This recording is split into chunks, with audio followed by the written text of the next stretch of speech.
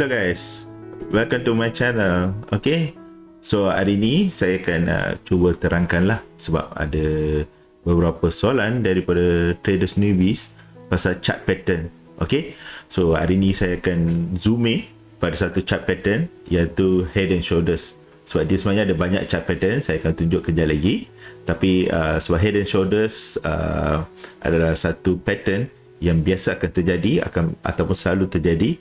Jadi trader baru sekurang-kurangnya katakan dia tak ada pengalaman fundamental ataupun sentiment, okay, so dia boleh gunakan, ataupun even technical kalau dia tak berapa tahu nak baca stochastic crossover ataupun MACD crossover ataupun RSI ataupun Austin oscillator ataupun even Elliott wave apa semua. So kurang-kurangnya dengan naked chart, okay, so dia nampak apa pattern orang kata head and shoulders ni. Tak semestinya kena pakai line chart, okay, even dengan candle pun kita boleh nampak dia punya pattern. Selalunya dia akan ada huruf macam M ataupun W, okay. Dia tak exactly macam M dengan W, tapi dia ada macam apa, sengit sedikit. So kejap lagi saya akan tunjuk, okay. Jadi sebelum tu jangan lupa untuk subscribe and then klik bell icon untuk channel saya ni. Okay, jom kita pergi.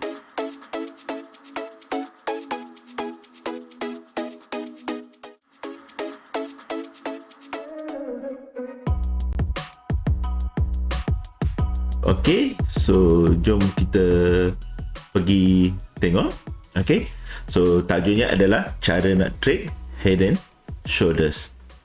Okay, so dia ada beberapa pattern. So kalau tengok daripada kita punya slide pun, okay, so nampak kat sini even tajuk dia pun head and shoulders. So dia adalah banyak pattern, okay. Tak semestinya dia mendata, okay. Yang biasa kita nampak dia boleh macam mencondong sedikit ataupun sengit sedikit. Okay, so ini yang saya kata apa tu head and shoulders pattern. Okay, so head and shoulders pattern ni adalah antara pattern-pattern yang kita biasa akan nampak. Okay, so ini adalah tiga jenis ataupun sebahagian daripada pattern yang saya ambil. Sebenarnya dia ada banyak pattern-pattern. Okay, so kalau kita kata ni ini adalah double top. Okay, so of course yang ni adalah head and shoulders. Ini adalah rising wedge. Okay, of course kalau terbaliknya dia adalah falling wedge. Kalau head and shoulders, ini adalah inverse head and shoulders. Kalau double top, di terbalik adalah double bottom. Okay, so selalu kalau kita trade begini, okay, jadi kita akan trade, katakanlah contoh kalau kita trade double top, kita ambil ini sebagai neckline. Neckline ni selalunya kita ambil sebagai higher low. Kalau dalam uptrend higher low, kalau dia break, selalunya kita akan entry the moment dia break, kita akan entry kat situ. Dan target dia adalah dia punya previous support lah. Okay, stop loss mungkin boleh kira beberapa pip, katakan 30-40 pip ataupun kata pair, ataupun kalau nak selamat biasa orang akan letak dekat before the previous swing high. Sama juga kalau double bottom, the moment dia break out, kita entry, stop loss bergantung. Kalau ada small kata SNR dekat time frame kecil, boleh letak situ. Kalau tidak, previous swing low kat sini, target kita ambil resistance yang sebelum. Okay, sebelum saya pergi head and shoulders, rising wedge sama jugalah. Kalau kita nampak, kita lukis trend line ataupun wedge, the moment dia break out, kita entry and then kita letak stop loss. Yang ni target, sama ada nak find the previous support ataupun risk reward 1 to 2 ataupun 1 to 3 atau 1 to 4, bergantung lah. Okay, so sama juga falling wedge. So head and shoulders lebih kurang sama. So head and shoulders dia lebih kurang macam double top, cuma dengan topnya dia berlainan ketinggian. So ini macam kepala, ini adalah left shoulder, ini adalah right shoulders. Okay, the moment dia break out this higher low, kita akan entry and then target previous support ataupun tengok risk reward. Okay, stop loss boleh letak kat bawah ni ataupun the previous swing high ataupun the highest swing high. Okay, so faham so far? Okay, so jom. So macam saya kata ada banyak jenis pattern. So ni double top, double bottom, boleh jadi triple top, triple bottom. Okay, ni yang saya nak fokus untuk hari ni, head and shoulders. Okay, sebab ni pattern yang biasa akan keluar, sebab jarang-jarang kita nampak triple top, triple bottom ataupun double top mungkin ada. Okay, tapi head and shoulders ni selalu berlaku. Okay, yang ni lebih kurang head and shoulders, cuma dia macam rounded. Okay, kalau kita tengok dekat time frame kecil, mungkin akan ada macam head and shoulders, ataupun inverse macam ni, head ni left shoulder, right shoulder, lebih kurang macam tu lah. Cuma dia tak nampak clear sangat, jadi dia macam round, jadi kita panggil rounded top ataupun rounded bottom. Ataupun biasa fakie ataupun false breakout, kita akan ada spike dan turun. Tapi kalau kita tengok lebih kurang pun dia macam head and shoulder, cuma head dia spike ke atas lah. Okay, so ini juga kadang-kadang kita ada orang kata ascending wedge ataupun ending diagonal ataupun leading diagonal. Kadang-kadang siapa yang belajar Elliott Wave, kita akan ada pattern begini. Okay, jadi kita boleh nampak, kalau kita dalam time frame kecil, mungkin kita boleh nampak clear, ini head, ini left shoulder, ini right shoulder. So kita boleh orang kata short. Tapi sampai mana nak short, kadang-kadang kita kena tengok dalam big time frame. Kalau dia masih ke atas uptrend, jadi jangan target ke bawah, jadi mungkin kita target dekat dynamic support macam ni. Okay, so itu cara. Yang terbaliknya descending pun lebih kurang macam tu lah. Okay, so my point dalam chart ni adalah saya nak bagi tahu head and shoulders boleh berlaku, okay, even dalam channel yang kecil ataupun descending channel ataupun leading diagonal ataupun ending diagonal. Sebab kalau kita nampak lebih kurang semuanya adalah head and shoulders. Ini pun adalah head and shoulders. Lepas tu satu lagi kita nampak pattern M, ini kita nampak pattern W. Walaupun bukan dia M, dia boleh jadi M macam ni ataupun W macam ni. So kadang-kadang dia tak berlaku, orang kata head and shoulders start macam ni. Ini katakan contoh, kalau M ni, okay, kita nampak M, tapi mungkin ada kemungkinan besar dia sebelah sini pun ada satu. Okay, jadi kita cuma nampak M kat sini. Jadi tapi kalau daripada zoom out punya view, ni adalah satu head and shoulders. Okay, jadi jangan terlalu orang kata taksub dengan head and shoulders kena jadi macam ni ataupun wajib jadi macam ni. Tak semestinya, sebab dia kadang-kadang boleh jadi sengit ataupun condong. Okay, so dia punya definition ada 3 punca. Okay, ada satu head, ada satu right shoulder dengan left shoulder, dengan kita akan ada neckline. Neckline kebiasaannya dia akan test 2 kali lah. Yang kali ketiga dia akan break up, tapi tak semestinya dia mendatar. Okay, dia boleh jadi condong. Okay, so ni adalah pattern dia, ni adalah confirmation point. Okay, so macam tadi saya kata, tak semestinya mendatar, dia boleh jadi macam ni, condong juga. So still head and shoulders pattern. Okay, so ini lagi satu contoh. So kadang-kadang dia boleh menjadi neckline. Okay, walaupun dia punya left shoulder kat sini, right shoulder kat sini, kita ingatkan dia kat sini neckline break. Tapi kadang-kadang dia boleh jadi begini juga, yang ni menjadi neckline. Jadi we are not orang kata too particular ataupun terlalu orang kata dia macam cast in zone. Okay, neckline tu kena jadi macam tu. Kalau breakout sini baru kita nak entry. Kadang-kadang orang nampak macam ni pun, dia breakout kat sini pun boleh entry. Okay, okay, so macam saya kata mencondong pun boleh. Okay, jadi yang penting kita boleh trade untuk target. Selalunya kalau kita trade head and shoulders, masalah dia kata measured move. Okay, measured move. Okay, maksud dia apa measured move? Okay, maksudnya kadang-kadang okay, kita distance daripada head ke dia punya neckline, katakanlah ni adalah 30 pip contoh. Okay, so TP kita, the moment dia break down neckline, kita expect yang ni pun 30 pip. Ini adalah kita selalu panggil measured move lah. Kalau sini 30 pip, sini 30 pip, kalau di sini 50 pip, sini 50 pip.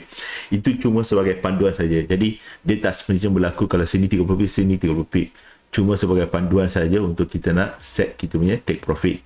Dia boleh menjadi, kalau sini 30 pip boleh jadi 20 pip, sini boleh jadi 15 pip, ataupun sini boleh jadi 35 pip, ataupun boleh jadi 45 pip.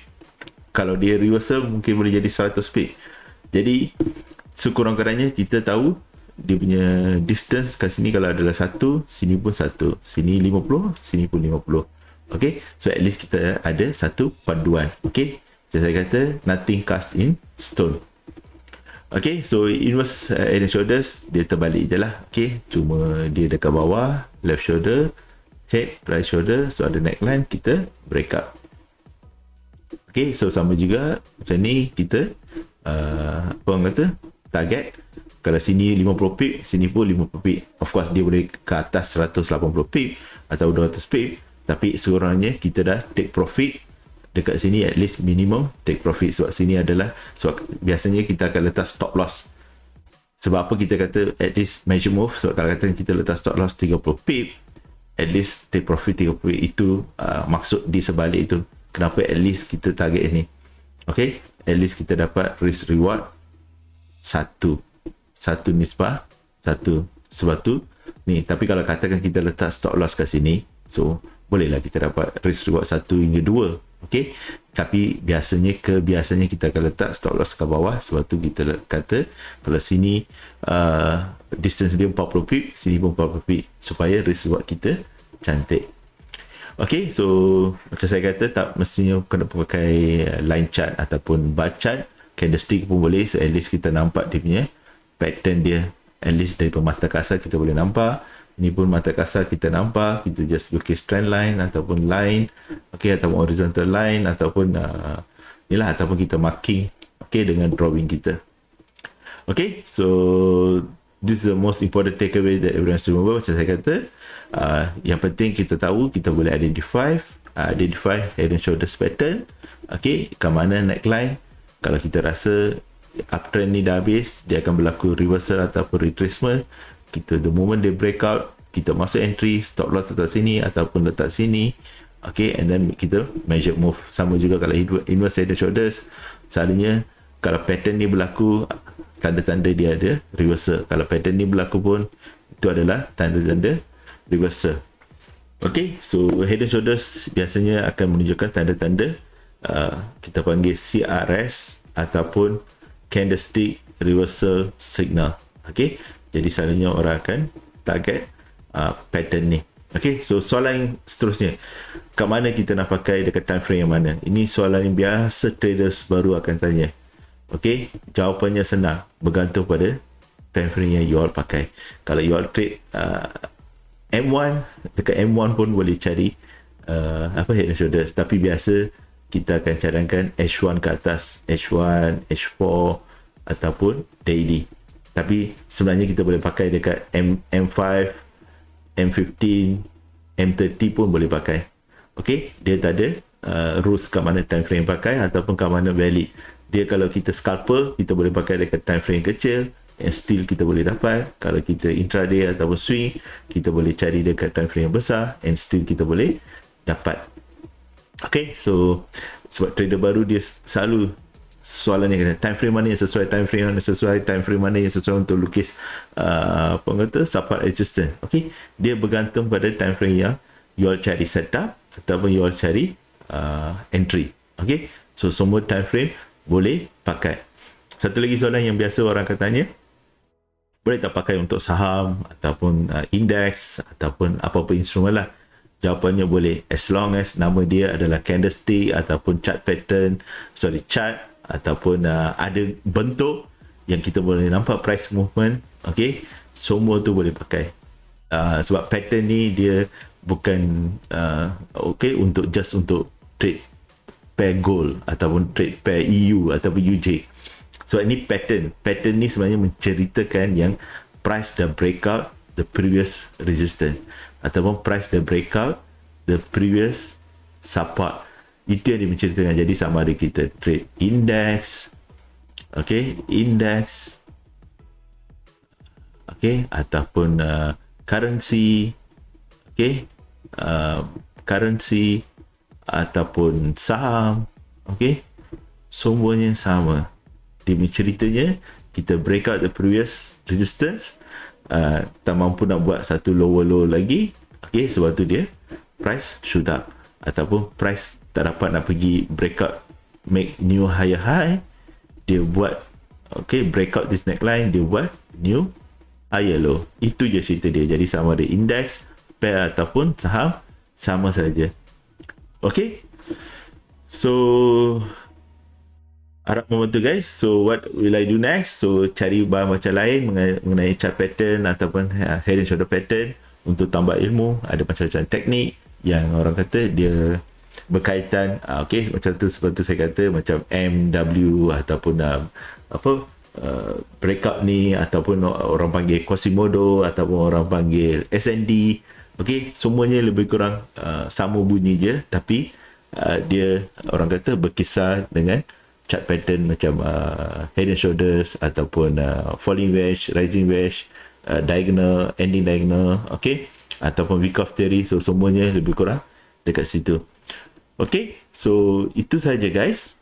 Jangan lupa untuk like, share and subscribe. Okay, so harap membantu. Thanks guys. Bye.